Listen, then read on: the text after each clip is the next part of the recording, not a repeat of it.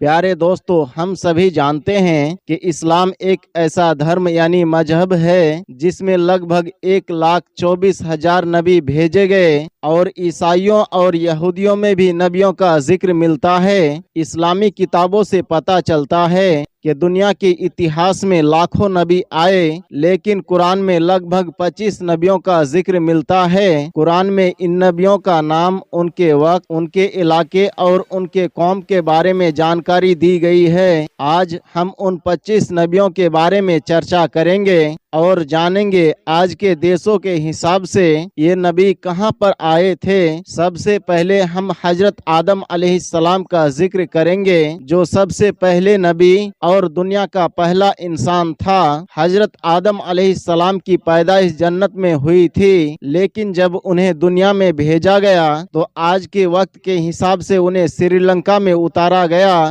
سری لنکا بھارت کے دکشن میں ایک چھوٹا سا دیش ہے۔ وہاں پر ایک پہاڑی پر حضرت آدم علیہ السلام کو اتارا گیا، اسے آج ایڈم پیک کے نام سے جانا جاتا ہے۔ سری لنکا کے یہ دھارمک اور سانسکرت وراثت کا یہ حصہ ہے۔ اس لسٹ میں اگلا نام ادریس علیہ السلام کا ہے، جن کا تعلق بیبیلون سے تھا، جو آج کے حساب سے عراق میں ہے۔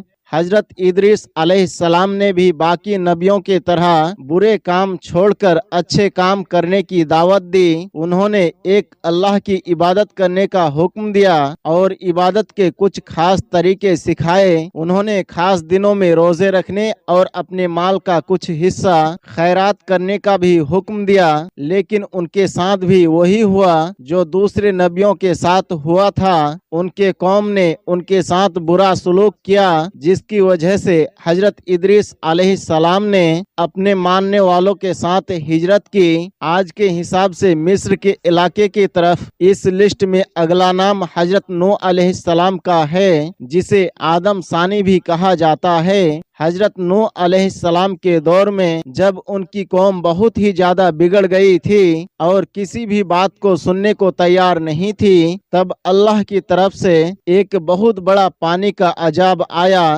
اس عذاب میں سب کچھ ختم ہو گیا سوائے ایک کشتی کے اور اس میں سوار کچھ لوگوں اور کچھ جانوروں کے۔ ایک کشتی وہی تھی جسے طوفان آنے سے پہلے حضرت نوح علیہ السلام کو بنانے کا حکم دیا گیا تھا اور اس میں سوار ہونے کا بھی حکم دیا گیا تھا۔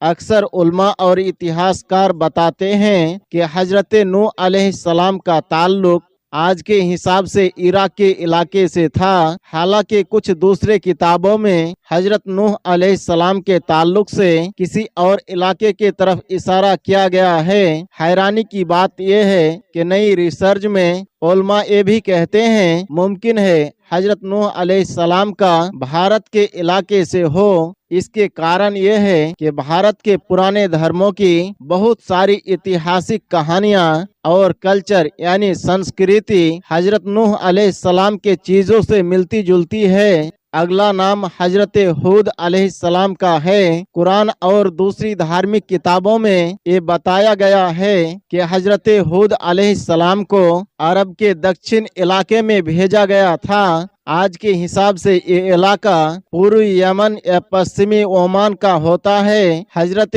ہود علیہ السلام کا قوم اپنے برے کاموں اور اللہ سے منہ موڑنے کے لیے جانی جاتی ہے، جن کی وجہ سے ان لوگوں پر اللہ کا عذاب آیا۔ اس کے بعد اگلا نام حضرت صالح علیہ السلام کا آتا ہے، جنہیں قوم سمود کی طرف بھیجا گیا تھا۔ اس وقت قوم سمود شرک میں ڈوبی ہوئی تھی اور بڑے بڑے گناہوں میں مبتلا تھی۔ یہ قوم بے حد دولت مند تھی اور اپنی طاقت اور دولت پر گھمنڈ کرتی تھی۔ آج کے زمانے کے حساب سے یہ قوم سعودی عرب کے اتر پশ্چمی علاقے میں آباد تھے۔ حضرت صالح علیہ السلام نے اپنے قوم کو اللہ کی طرف لوٹنے کی دعوت دی، لیکن ان کے قوم نے ان کے باتوں سے نکار دیا، جس کی وجہ سے اللہ کا عذاب ان پر آ گیا۔ اگلا نام ہے حضرت ابراہیم علیہ السلام کا، جنہیں پশ্چمی دیشوں میں عام طور پر ابراہم کے نام سے بھی جانا جاتا ہے۔ اسلام، یہودیت اور عیسائی ان کا بہت بڑا مقام ہے۔ انہیں پروفیٹس کے والد بھی کہا جاتا ہے، کیونکہ ان کے نسل سے بہت سارے نبی پیدا ہوئے اور آخری نبی حضرت محمد مصطفیٰ صلی اللہ علیہ وسلم بھی انہی کے نسل سے ہیں۔ آج کے زمانے کے حساب سے ان کا علاقہ عراق ہے اور مدھیہ پورب میں موجود ہے۔ اس لسٹ میں اگلا نام حضرت لوط علیہ السلام کا آتا ہے۔ حضرت لوط علیہ السلام وہ نبی ہے۔ اتہاس اور دھارمک کتابوں میں یہ بتایا گیا ہے کہ یہ قوم بہت زیادہ برائیوں میں ڈوبی ہوئی تھی اور خاص طور پر جنس پرستی یعنی مرد کا مرد سے جنا، عورت کا عورت سے جنا۔ حضرت لوط علیہ السلام نے بار بار ان قوم کو ان برائیوں سے روکنے کی کوشش کی۔ وہ اپنے غلط راہ پر ہی چلتے رہے اور کسی بھی طرح سے سدھرنے کو تیار نہیں ہوئے۔ آخرکار اللہ کی ناراضگی ان پر آئے اور ان پر پتھروں کا بارش بھیجا گیا۔ اتہاس کاروں اور ریسرچ کرنے کے مطابق اسی علاقے میں بستی تھی جو فلسطین اور جارڈن کے بیچ کا علاقہ ہے۔ ہمارے لسٹ میں اگلا نام حضرت اسماعیل علیہ السلام کا آتا ہے۔ حضرت اسماعیل علیہ السلام حضرت ابراہیم علیہ السلام کے بیٹے تھے اور انہی کے نسل سے ہمارے پیارے نبی حضرت محمد مصطفیٰ صلی اللہ علیہ وسلم کی پیدائش ہوئی۔ حضرت اسماعیل علیہ السلام کو اتہاس میں عربوں کا والد بھی مانا جاتا ہے کیونکہ ان کے اولادیں ہی آگے چل کر عرب قبیلوں میں بدل گئی۔ حالانکہ اتہاس لکھنے والے بتاتے ہیں کہ حضرت اسماعیل علیہ السلام کی پیدائش فلسطین کے علاقے میں ہوئی تھی، لیکن بعد میں اللہ کی حکم سے وہ اور ان کی ماں حضرت حاجرہ علیہ السلام مکہ کے ویرانے میں آ کر بسے، جو بعد میں اسلامی اتہاس کا بہت ہی بڑا جگہ بن گیا۔ اگلا نام انہی کے بھائی حضرت اسحاق علیہ السلام کا ہے۔ حضرت اسحاق علیہ السلام نہ صرف ابراہیم علیہ السلام کے بیٹے تھے، وہ حضرت یعقوب علیہ السلام کے والد اور حضرت یوسف علیہ السلام کے دادا بھی تھے۔ دلچسپ بات یہ ہے کہ قرآن میں حضرت اسحاق علیہ السلام کا ذکر ان کے نام کے ساتھ 15 بار کیا گیا ہے۔ حضرت ابراہیم علیہ السلام کے یہ دونوں مشہور بیٹے آج کے دور کے 3 بڑے ابراہیمی دھرموں کے شروعات مانے جاتے ہیں۔ حضرت اسماعیل علیہ السلام کو عربوں کا پروج اور پیشوا مانا جاتا ہے اور ان کے اولادوں سے ہی آخری نبی حضرت محمد صلی اللہ علیہ وسلم کی پیدائش ہوئی۔ دوسری طرف حضرت اسحاق علیہ السلام کو یہودیوں کا پروج مانا جاتا ہے اور ان کے اولاد سے حضرت عیسیٰ علیہ السلام پیدا ہوئے، جنہیں عیسائیت میں بہت اہمیت دی جاتی ہے۔ حضرت اسحاق علیہ السلام کی پیدائش فلسطین کے علاقے میں ہوئی تھی اور ہمارے اس لسٹ میں اگلا نام حضرت یعقوب علیہ السلام کا ہے۔ یہ حضرت اسحاق علیہ السلام کے بیٹے تھے اور ان کی پیدائش بھی فلسطین کے اسی علاقے میں ہوئی تھی۔ اس کے بعد اگلا نام حضرت یوسف علیہ السلام کا آتا ہے جو حضرت یعقوب علیہ السلام کے بیٹے تھے۔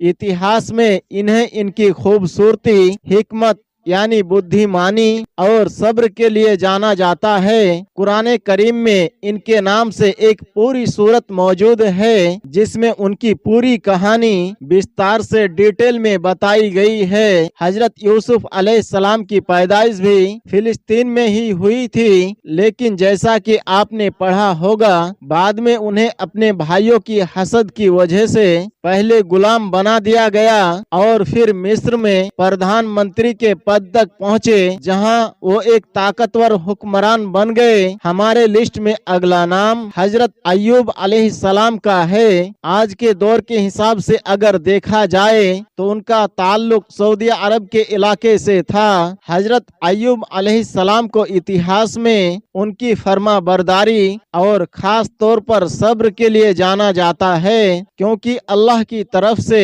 جو امتحان ان کے سامنے آیا شاید ہی کسی اور پر آیا ہو، لیکن انہوں نے ہر حالت میں اپنی سچائی اور صبر کو بنا کر رکھا۔